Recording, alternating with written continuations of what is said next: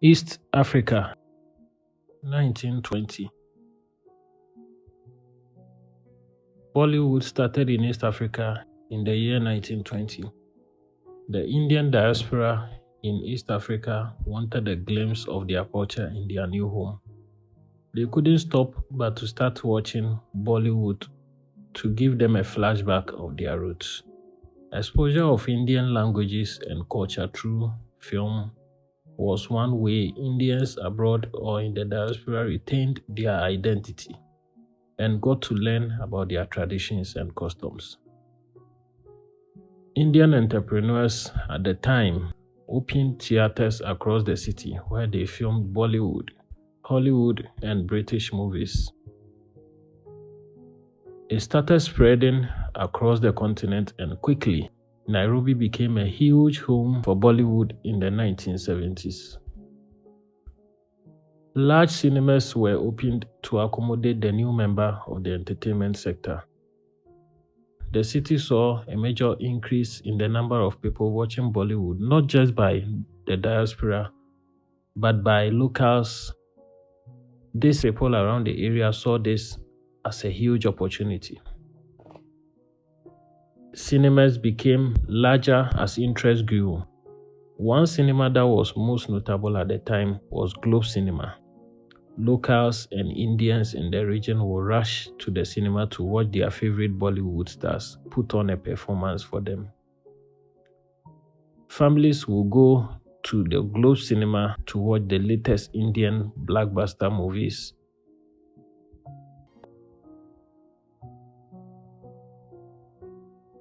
The Globe Cinema was one of the posh cinemas in Nairobi at the time.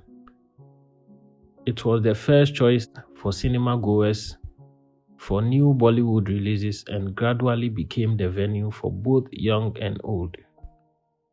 Men and women often tried to copy the hairstyle and clothes of their favorite movie stars. When the hugely successful film Bobby was released in 1973, many girls adopted the hairstyle of the lead actress Dimple Kapadia, who was barely 16 when she starred in the film.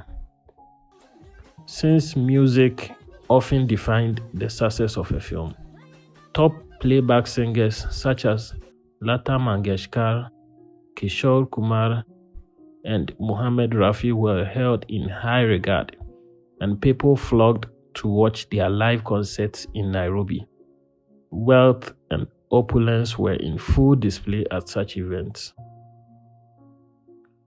For Asian teenage girls and boys in the area, the place to be seen on a Sunday evening was the Bellevue Drive-In Cinema on Mombasa Road. Young Asian men will show off their father's cars, and young women will also display the latest fashion, all in the hope of catching the attention of a potential mate.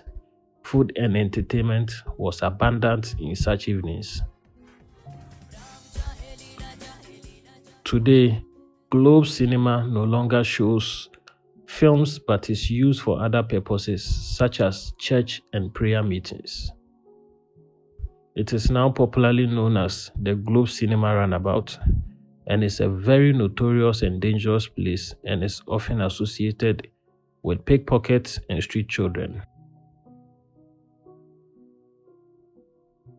Durban in South Africa, 1930. Bollywood movies reached South Africa in the 1930s through Indian communities living in a city called Durban.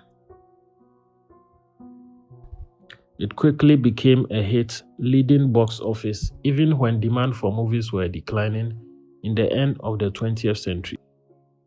It then spread across other parts of Africa. In West Africa, Lebanese traders introduced Bollywood like northern Nigeria and Senegal. North Africa also had a glimpse of Bollywood in the same year. Distributors first marketed Indian movies in the 1950s to Egypt, where they received a huge following.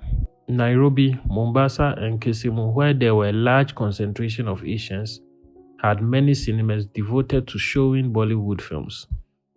This was the time when actors and actresses like Rajesh Khanna, Hema Malini, Amitabh Bachchan, and Sridevi became superstars.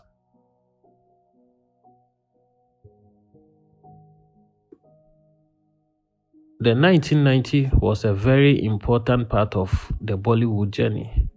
Film producers were not only convinced of the sustainability of Bollywood as time goes on, they were worried local movies and other foreign movies will crash the market, and so they remained reluctant. The first obstacle was the banning of cinemas in Egypt in the 1990s.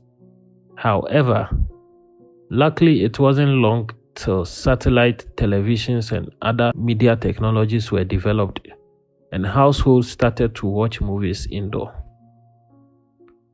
In West Africa, Nigerians were already making dubbed versions of popular Bollywood movies in order to appeal to their audience.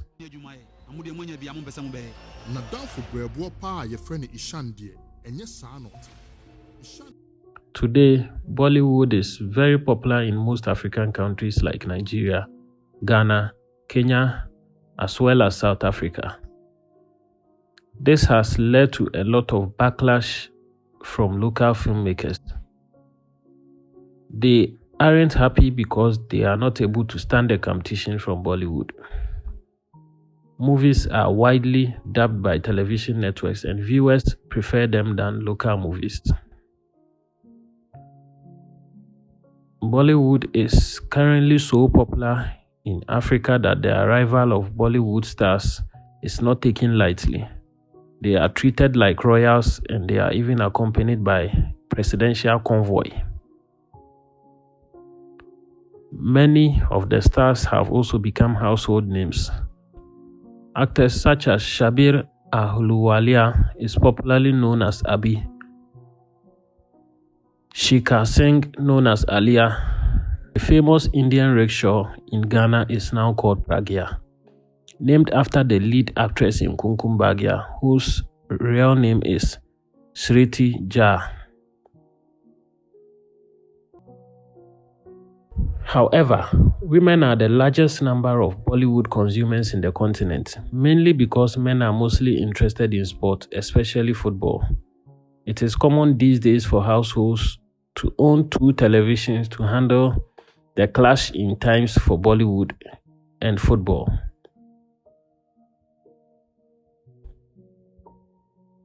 There were some cases over the years of men fighting with their wives over the remote just to watch football or Bollywood. And because they had only one television, they had to choose one. Why is Bollywood so popular in Africa? Why is it so popular? Well, first of all, the drama. Average realized the opportunity there and they make movies with the African market in mind so that they don't lose the market.